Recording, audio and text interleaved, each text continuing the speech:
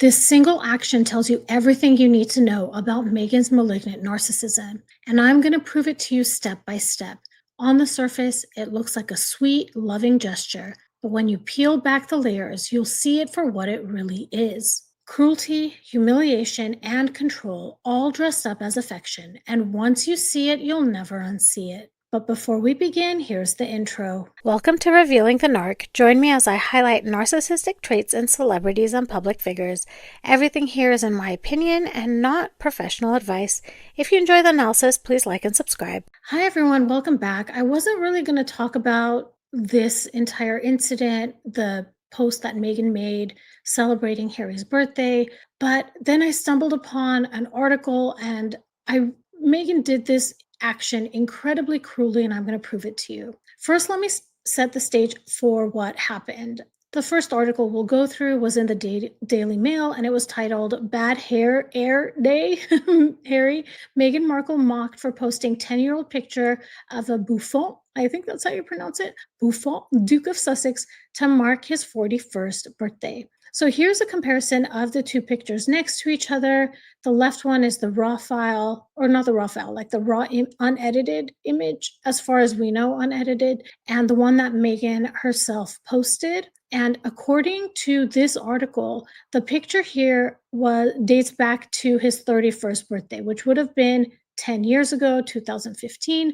Allegedly, at this time, Harry and Meghan didn't even know each other. Now, I have some basic, I guess, skills editing photos. I use Lightroom a lot, and a lot of the time what I'll do, oh, you know what? There's even a little reflection there. Do you see it? The triangle near the 6 in Meghan's photo? Wow, I wonder what that's from. Or am I seeing things? No, that's really there. Yikes. Okay, so what I usually do in Lightroom, there are filters that you can apply, and you can tell that there was a filter used here. And another thing I like to do is, I think it's called a vignette, where I'll darken everything that's on the outside. So to me, what I'm seeing is that the edges are a little bit darker than what's in the middle. And another thing you can do in Lightroom, which is by Adobe, is to emphasize the specific colors. So you can go into the orange or red and increase their saturation, I want to say, or their brightness. And I think that's kind of what happened here, because the orange is a lot more vibrant. And because I think she was trying to emphasize the orange and red in his hair, it made his skin also look a little bit more orange or red. And again, this is like my basic knowledge of photo editing. Meghan also captioned her photo, "Oh, hi, birthday boy," and she put the flames to say that basically he's hot. And I wanted to show you this other article in Express, Daily Express, I think, where the author is speculating why Meghan posted this picture. And initially, I kind of thought that this might be the reason, and I'll show you why it's actually deeper than what is said in this article. This article is titled Meghan Markle's Calculated Move Decoded in Furious Takedown. She Never Stops Acting. Royal biographer Ingrid Seward described Meghan's potential thoughts behind the photo. She claimed, "I think Meghan chose that photo because it was Harry, what she would say at his hunkiest. He looked very sort of masculine and young and macho, and I think that's probably how Meghan likes to see him." And let's just pause here. I'll delve into this a lot more deeply, but isn't that cruel that she's telling the world, this is how I like to see him, this is when he was the hunkiest? It's throwing shade at his present. And we all know that, right? On surface level, I think all of us had that same reaction. The article continues, and Ingrid Seward says, "I do think it's a bit strange that she didn't choose one more in line with the time when they met, or maybe even one of them together. But knowing Meghan, everything she does is very carefully thought through." Exactly. This is what I'll show you. Everything Meghan does is calculated. That's another way of saying carefully thought through. Everything is calculated. The biographer continues and says, "Every photograph she posts is contrived, and I think that is a shame because we only get to see that one side of her, and it's not a particularly attractive side." Well, I'm going to say that's her only side.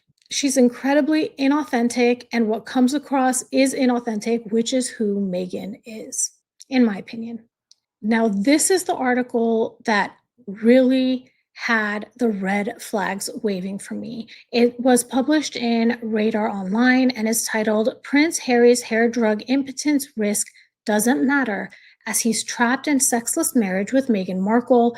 And look, it was literally published on his birthday, September 15. So essentially, what we have is this article coming out talking about Harry and his hair loss and the lengths he's going through to prevent it, and also Meghan posting that image. The article begins, Prince Harry is risking serious side effects from hair loss drugs, but sources tell Radar Online he believes the threat of impotence.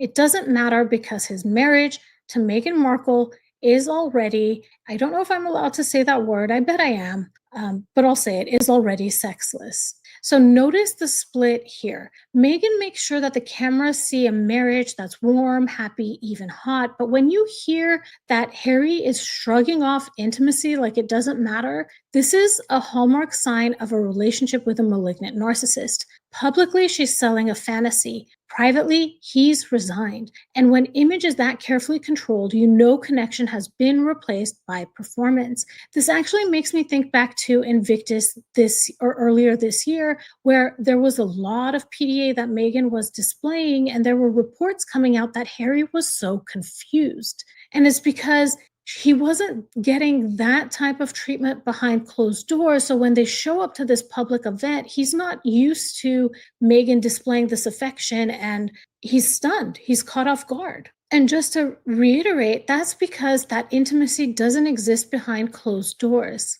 That's how a malignant narcissist keeps control, by giving the world one story while their partner lives another. It isolates the victim and makes them doubt their own reality. Now, I have this gut feeling that the reason Meghan does this is to clap back at William and Catherine. I think Meghan was extremely offended when William had told Harry to slow down their relationship. I know that Meghan is incredibly envious of Catherine and envious of her relationship with William. So is this true? Is she trying to get back at William and Catherine? And what I'm going to say next is speculation, but this is just the gut feeling I get. What I think is happening here is one-upmanship. William and Catherine are known for being more reserved with PDA. Meghan going over the top with public affection isn't about Harry. It's a way to contrast herself against Catherine, making it seem like my marriage is more passionate. I also think triangulation is taking place here. Narcissists often use third parties to create comparison. By flaunting intimacy on a global stage, Meghan is subtly saying, see, I have what you don't. Harry worships me. And we've actually we've heard and seen these words come directly out of Meghan's mouth during the Jamie Kern-Lima interview, where she said something along the lines of, that man loves me so much. She never talked about how much she loves him, but it's all about how much he loves her. So it's less about Harry, and it's more about sending a message, in my opinion, to William and Catherine. I think there's a little bit of revenge that she's trying to display. She's trying to use it as a tool to humiliate by implication, essentially saying, you may outrank me, but I have the hotter marriage. And ultimately, this results in Harry being a prop. I think over their most recent appearances, he sometimes looks shocked or uncomfortable during these moments. And that's another red flag that the affection isn't reciprocal. It's Meghan using Harry's body as a stage prop in her rivalry. The article continues, the Duke of Sussex, 40, has battled thinning hair for more than a decade and is now set to be taking finasteride, sorry if I pronounce it wrong, and minoxidil, two of the most widely prescribed treatments for male pattern baldness. This is something bigger than just hair loss. This is a man willing to risk serious side effects, including loss of sexual function, because image has become everything. And that's where the malignant narcissist playbook comes in.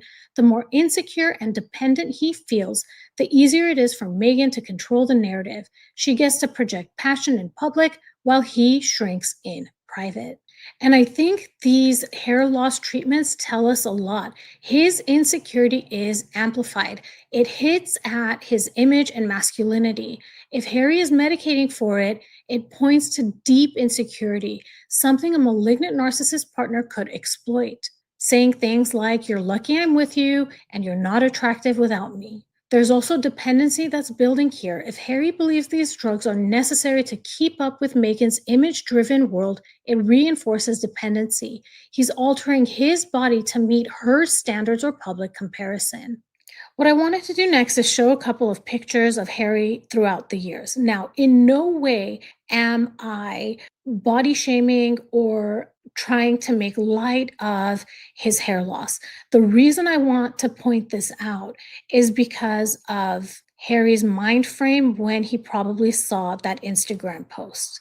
So these images are from before he met Meghan. He seems to have a head full of hair, but again, male pattern baldness, it just goes along with age. Some photos around the time that he met Meghan, plus when he was with Meghan, and finally in 2019.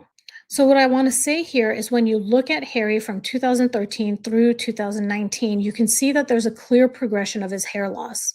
On its own, this is normal. It happens to countless men, but for Harry, it cuts deeper. He's a man that's already sensitive to comparisons with William, already insecure about being seen as the spare. We've heard in recent reports that his friends have been saying that he longs for the glory days of his past. And we've also seen in other recent articles that he is romanticizing his time with Chelsea Davy. This nostalgia makes him even more vulnerable. So when Meghan chose to use a photo that highlighted Harry in his prime, his so-called glory days, it isn't flattery, it's cruelty because it's reminding him of everything he feels he's lost while positioning her as the person who gets to define his present image. The article continues and says both medications can slow hair loss but carry warnings of headaches, dizziness, mood changes, and in some cases, erectile dysfunction and reduced libido.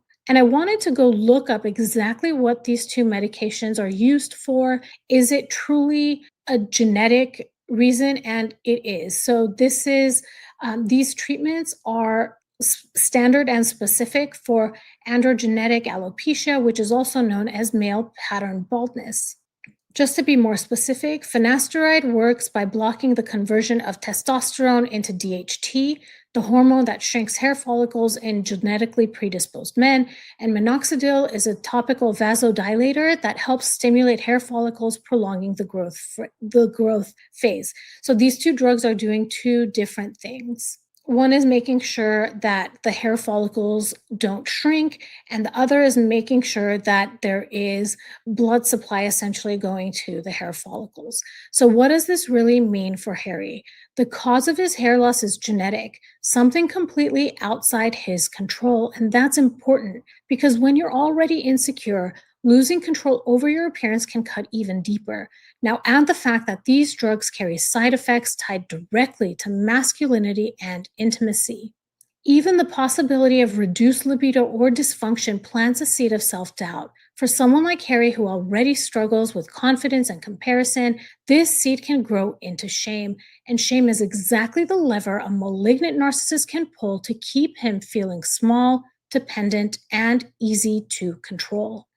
The article continues, he has been warned about impotence, but the feeling inside him is it doesn't matter much. People close to him say intimacy isn't part of his marriage anymore. And this sounds to me like a man who has resigned to his fate. Let's close out the article with this section. Another insider added, Harry has mocked his brother William's baldness in the past, even in his memoir. But now his own crown is thinning badly and it's eating away at his confidence. So for Harry, every reminder of his hair loss, it isn't just about appearance. It reopens his deepest insecurities about William. And the more that confidence erodes, the easier it is for Meghan to hold the power in their relationship. When Meghan shared that photo of Harry from a decade ago, full head of hair in his prime, I don't see nostalgia. She didn't even know him then. I see cruelty. For a man already struggling with hair loss and confidence, that's a calculated move, and the timing matters.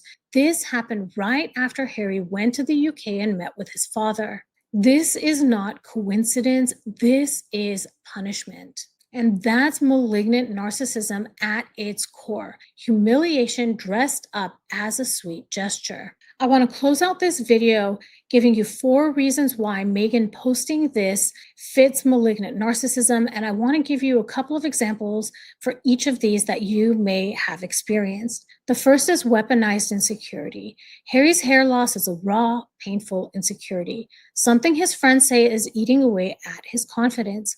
A malignant narcissist doesn't comfort or protect these insecurities. They exploit them. By choosing an old photo that highlights what Harry no longer has, Meghan twists the knife where it hurts the most. And you may have experienced this in the following ways. A friend who knows you're self-conscious about your weight but always tags you in unflattering photos.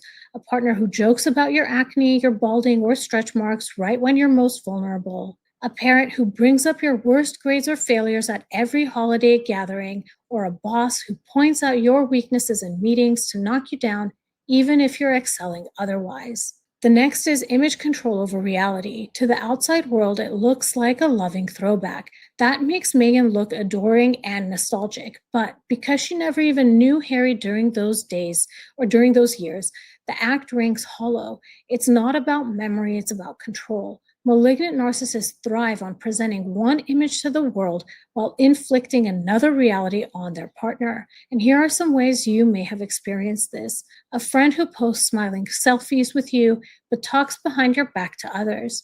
A partner who acts loving on social media but cold and dismissive at home. Relatives who brag about how close we are in public while privately ignoring and criticizing you. And at work, a colleague who praises you in front of the boss but sabotages your projects behind the scenes. The third is humiliation as punishment. Narcissists punish perceived disobedience or betrayal.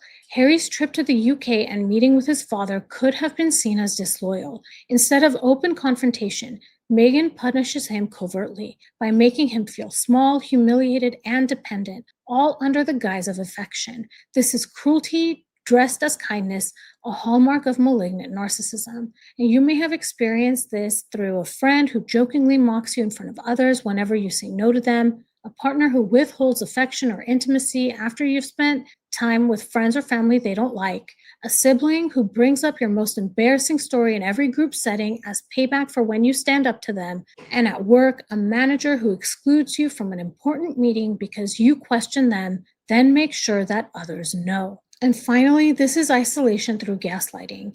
If Harry were to object, saying something like, "That photo makes me feel mocked," Meghan could dismiss him. She could say, "It was a compliment, you're imagining things."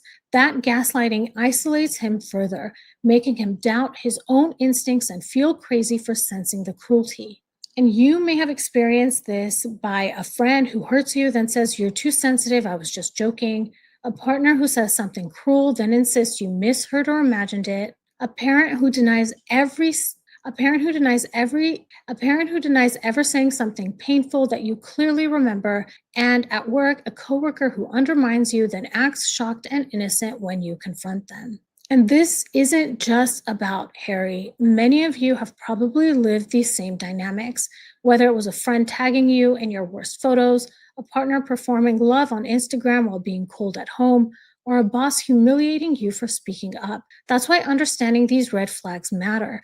What looks small on the surface can actually be part of a much bigger pattern of manipulation. I'm curious to know what you all think about this. If you feel comfortable sharing your experiences, please drop them in the comments.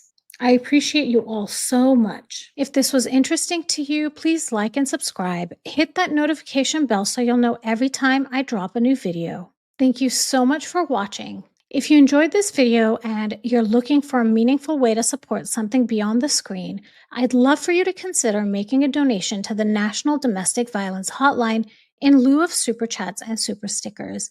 They provide 24/7 support and resources for people in unsafe or overwhelming situations, whether that's emotional, physical, or just hard to name. Their information is on the screen should you need to contact them, and you'll find the link to donate in the description of this video. Every little bit helps, and it means a lot. Thank you again for watching, and I'll talk to you soon. Bye, everybody.